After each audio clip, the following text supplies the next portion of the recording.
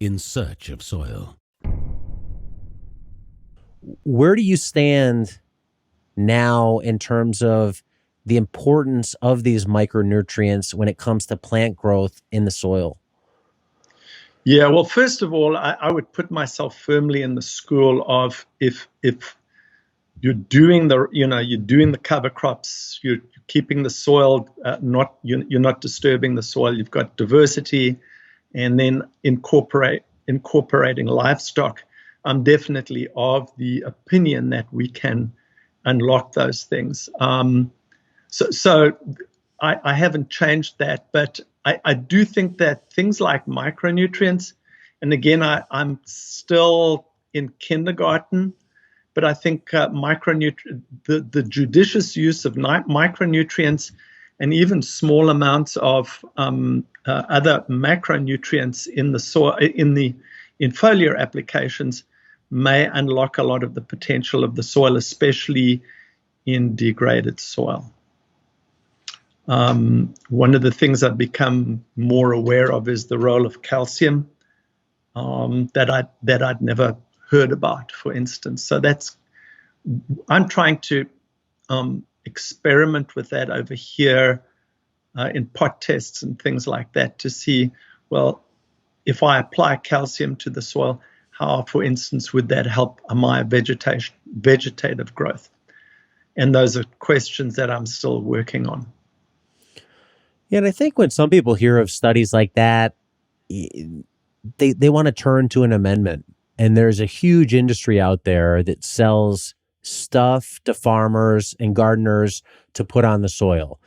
And you can just see boxes and boxes of it. When it comes to these micronutrients and even macronutrients, do you think the problem is us not adding them to the soil? Because when people say, well, they're important, they're not in the soil, how do they get there if I don't put them there? Where do you stand on that?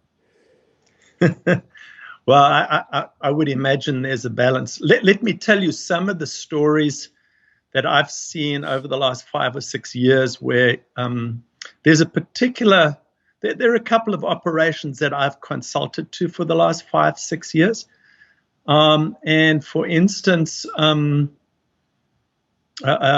in one of the studies I did, for instance, we did not apply potassium to a certain set of static plots, 10 static plots.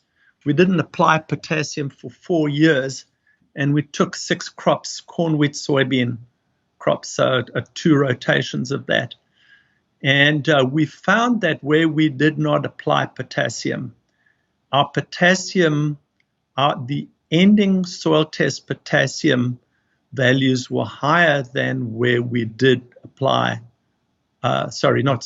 where we did apply fertilizer potassium. So we have seen that in many cases, even though you don't apply the recommended nutrient, your soil test value actually improves. I've seen this on another couple of farms where on the one farm where we haven't applied any phosphorus or potassium for several years, and those values pretty much hold steady. They go up and they go down depending on the weather.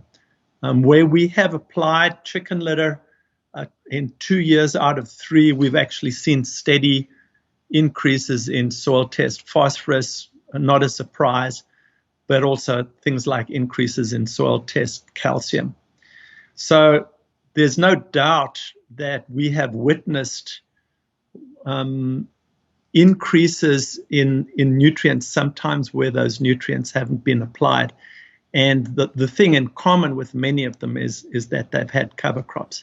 One of the things I run into often if I say, hey, we haven't put lime on this place for several years and the pH has stayed steady. And then I say, well, we put chicken litter out there 2 out of 3 years, and immediately, folks say, well, that's the thing. But where we haven't used chicken litter or lime, we've seen very, very steady values. And this is in the work I've done, it's been the Malic 1, which is a sulfuric acid and hydrochloric acid double acid extraction. So we just haven't seen any change. Whereas, 5 years ago, we were warned that if we didn't apply fertilizers, our nutrient stocks would crash, and we haven't seen that. Hi, everybody. Thanks for watching. Subscribe here to get the latest from the show. Also, be sure to check out some of the great clips and watch the full interviews right here on In Search of Soil.